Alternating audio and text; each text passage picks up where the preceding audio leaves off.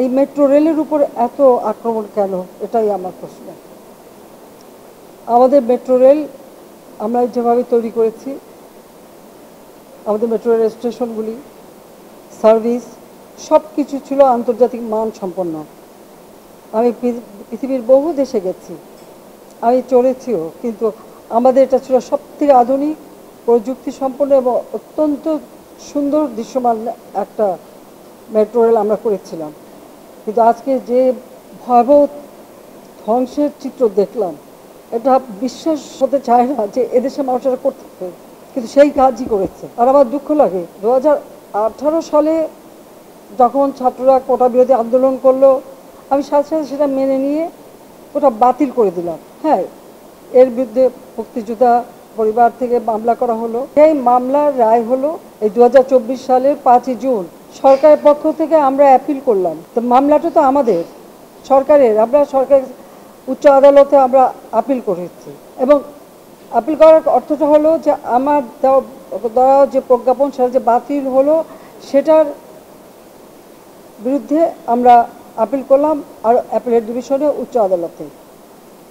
তারা সেটা হাইকোর্টের রায়টাকে স্থগিত করে দিয়ে একটা সময় দিল যে এই সময়ের মধ্যে আলোচনা হবে, তারা কোর্টে সকলের বক্তব্য শুনে সিদ্ধান্ত নেবেন। আমি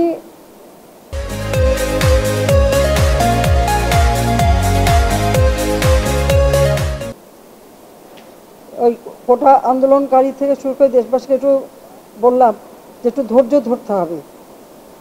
আদালত যখন নিয়েছে, আর এটা তো সরকারি করা মামলা, আপিল তো সরকার করেছে, কাজে তাদের ধৈর্য ধরতে হবে এবং তাদের যেটা প্রত্যাশা সেটাই পূরণ করা হবে, তারা হতাশ হবে না। আমি এই আশ্বাস দিয়ে তাদেরকে বললাম বিরত করতে থাকতে, কিন্তু সেটা করলো না।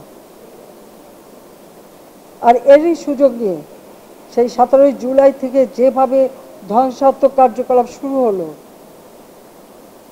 যে স্বাধীন দেশটাকে মানুষ তো বঞ্চিত ছিল, প্রায় 29টা বছরই তো বঞ্চনার ভোগ করেছে। মাত্র 15 বছরের মধ্যে আমি যেভাবে দেশটাকে গড়ে তুলেছি, কি না করেছি মানুষের জন্য, খাদ্য নিরাপত্তা, বিদ্যুৎ, চিকিৎসা ব্যবস্থা, শিক্ষা ব্যবস্থা, যোগাযোগের ব্যবস্থা, রাস্তাঘাট, পুল, ব্রিজ, সব কিছু ক্ষেত্রে আমাদের যে কাজ, তাতে কারা লাভবান? এই মেট্রো রেলে কি আমি চড়বো? শুধু আমরা সরকার চড়বে? শুধু আমাদের মন্ত্রীরা চড়বে? না সাধারণ জনগণ চলবে? সেটা আমার প্রশ্ন। এর উপকারিতা কারা পাচ্ছেন? এদেশের মানুষ, আপনারা, সাধারণ জনগণ পাচ্ছে। তাহলে এর উপর এত ক্ষোভ কেন? সেটাই আমার প্রশ্ন, যে আমরা বারবার অনুরোধ করা সত্ত্বেও আন্দোলন, কোটা বিরোধী আন্দোলন। এরপরও হাইকোর্ট, উচ্চ আদালত রায় দিল, আমরা বারবার কথা বলেছি, বোঝাতে চেষ্টা করেছি, এমনকি কোটা আন্দোলনকারী তাদের সাথে আমরা আমাদের মন্ত্রীদের পর্যন্ত বসালাম। একটা কথা বলে যায়, ফিরে যায় আরেকটা করে।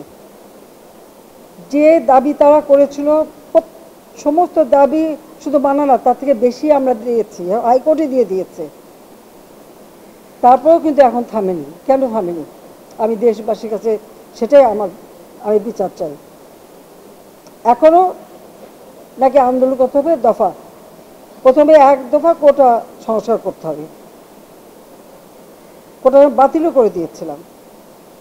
আচ্ছা, কোটা সংস্কার হবে, আপিল করলাম, উচ্চ আদালত সিদ্ধান্ত দেবে, সেই জন্য পর্যন্ত তো ধৈর্য ধরতে হবে। যে কোনো নাগরিককে তো আইন আদালত মেনে চলতে হবে, সেটা না ওই 1 দফা পরে আসলো 4 দফা, তারপর আসলো 6 দফা, তারপর আসলো 8 দফা, তারপরে আবার 4 দফা, আবার ওই 4 দফাও হবে না, আরও 8 দফা। এইভাবে এমন একটা পরিবেশ সৃষ্টি, আর সেই সাথে সাথে এই ধ্বংসযজ্ঞ, মানে এই ধ্বংসযজ্ঞটাকে সুযোগ সৃষ্টি করে দেওয়া। ক্ষতিকার হলো আজকে মেট্রো রেল বন্ধ, কারণ এই স্টেশন যেভাবে ধ্বংস হয়েছে, এটা সম্পূর্ণ ডিজিটাল সিস্টেম, ইলেকট্রনিক সিস্টেম, সম্পূর্ণ মডার্ন। এটা তো কতদিনের ঠিক হবে আমি জানি না, কিন্তু কষ্ট পাবে তো মানুষ, আপনারাই কষ্ট পাবেন, দেশের মানুষই কষ্ট পাবেন, এই ঢাকা শহরের মানুষই কষ্ট পাবেন। ঘন্টার পর ঘন্টা আবার ট্রাফিক জ্যামে পড়ে থাকতে হবে, আবার কর্মস্থলে পৌঁছানো, আবার ফেরত আসা, দীর্ঘ সময় লাগবে এবং ওই বসে ট্রাফিক জ্যামে কষ্ট পাওয়া।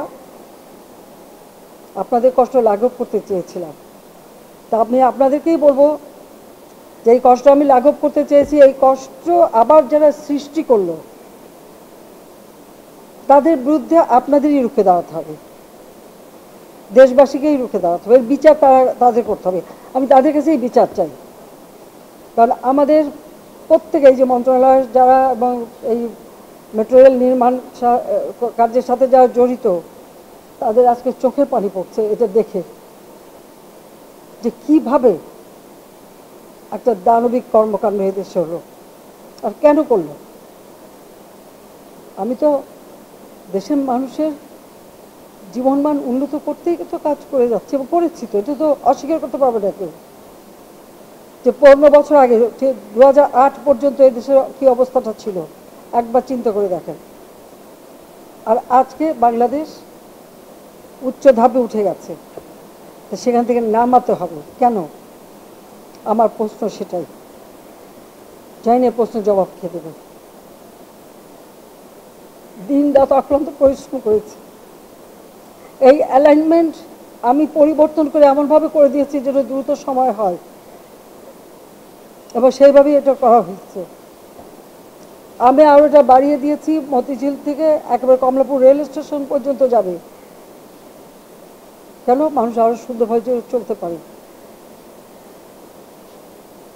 তো যারা একটু আঘাত করলো, এই মেট্রো রেল এভাবে ভাঙচুর করলো, যারা যে প্রায় 2 লক্ষ 2.5 লক্ষ মানুষ চলাচল করতেন খুব অল্প সময়ের মধ্যে, এদেশের মানুষ কত খুশি ছিল, তাদের সব আনন্দ যারা নষ্ট করলো, যাদের আরামে যে চলাফেরা করতে পারতো সেই চলাফেরা পথ যারা রুদ্ধ করে দিল, তাদের বিচার এদেশের জনগণকেই করতে হবে। আমি সেটাই চেয়ে যাচ্ছি।